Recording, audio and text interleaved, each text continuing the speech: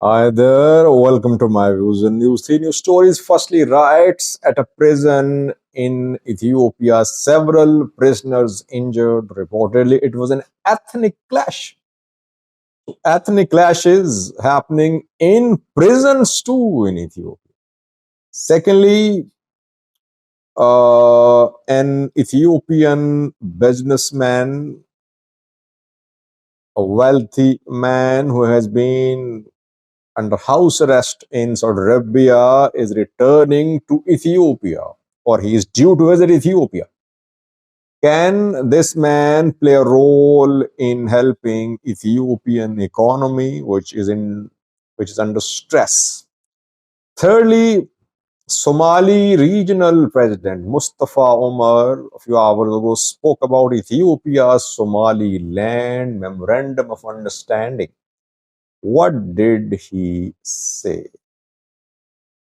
Firstly, viewers, riots at a prison in Ethiopia on Saturday.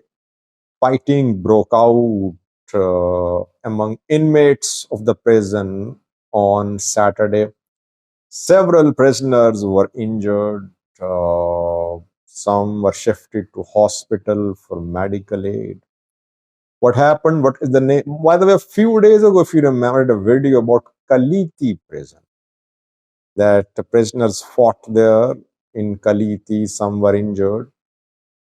So this is second incident of prison riots in Ethiopia. This incident happened in Oromia. Zivai prison, which is in Zivai or Batu, in East Shoa zone of the Oromia region. Here on Saturday, prisoners clashed.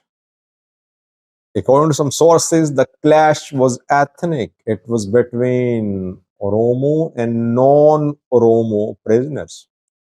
Though we have seen no statement from the prison authorities, from any official communication offices so far.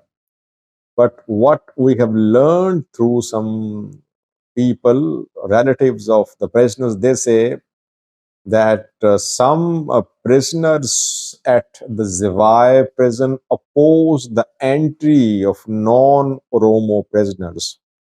And it was a fight between Oromo and Amhara prisoners reportedly.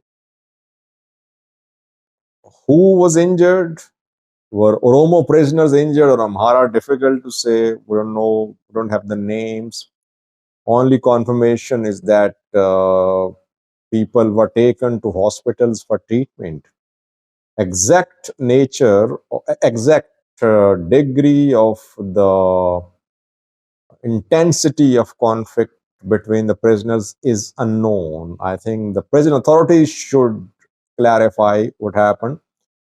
We know that after the imposition of state of emergency in the Amhara region, thousands of people were arrested and they were put in prisons. They're gradually being released. State of emergency has expired. Oromos already in prisons for years. After Amoudi decided to disband Kio movement, he arrested hundreds of youths. Those who are suspected of having links with Ola, OLF are also frequently arrested, put behind the bars. So both ethnic groups are suffering in terms of imprisonments, but obviously Amhara's supportive of Fano suffering more, but Oromo supportive of Ola suffering as well. If they're found supporting Ola civilians, Oromos, they are put in prisons definitely. Secondly, an Ethiopian businessman from Arab descent is going to return to Ethiopia, a tycoon, a wealthy man, Sheikh Mohammed Al Amoudi. He has been under house arrest, I think, in Saudi Arabia for more than a year. If you remember when PM Abiy visited Saudi Arabia last year, he met with the Sheikh. So while he was under house arrest, he was able to meet with world leaders, including the Prime Minister of Ethiopia. Sheikh is one of the richest men in Ethiopia. Reportedly, he is due to visit Ethiopia. This is his first visit in around 6 years of Ethiopia. When Bim Abiy visited Saudi Arabia last year, he met with the Sheikh. Reportedly, he asked for his support.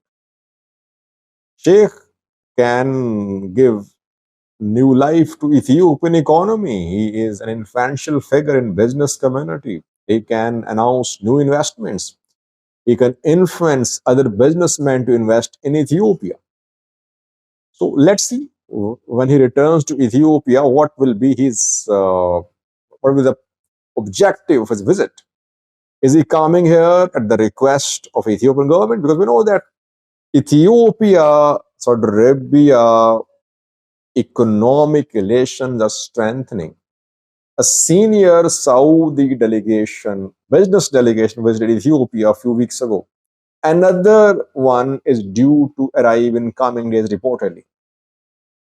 Al-Amoudi is obviously under the influence of Saudi government too. Saudi government intends to make economic partnership with Ethiopia. Maybe that is why Amoudi is being released and he's being allowed to visit Ethiopia. So we'll see what he brings to Ethiopia when he visits Ethiopia in coming days. Thirdly, but Somali regional president Mustafa Omar this week spoke about Ethiopia's Somaliland MOU. When the MOU was signed, it was said that maybe Mustafa Omar would not support MOU, that he's supportive of one Somalia policy. But we saw that Musavi Abdi visited Jagjaga when he came to Ethiopia to sign the MOU with Ethiopia. Mustafa Omar, in no uncertain terms, backed the Somaliland Ethiopia MOU in his interview this week. He said all Ethiopians should unite behind this MOU. This MOU will serve the interests of both parties, Somaliland and Ethiopia. Those who are opposing this MOU are the enemies of Ethiopia. That is why all Ethiopians should rally behind this MOU. It will bolster, it will enhance partnership and bilateral relations between Ethiopia and Somaliland. So, Somali regional government, which is Prosperity Party-led government, Mustafa Omar is Prosperity Party leader. People see him as close to Amharas. People, Tigrayans especially, they have been accusing him of working in collaboration with Amhara people to serve Amhara interests. But when it comes to port issue, when it comes to sea access issue, Mustafa Omar is aligned with the federal government of Ethiopia, announcing his unequivocal full support for the implementation of MOU with Somaliland.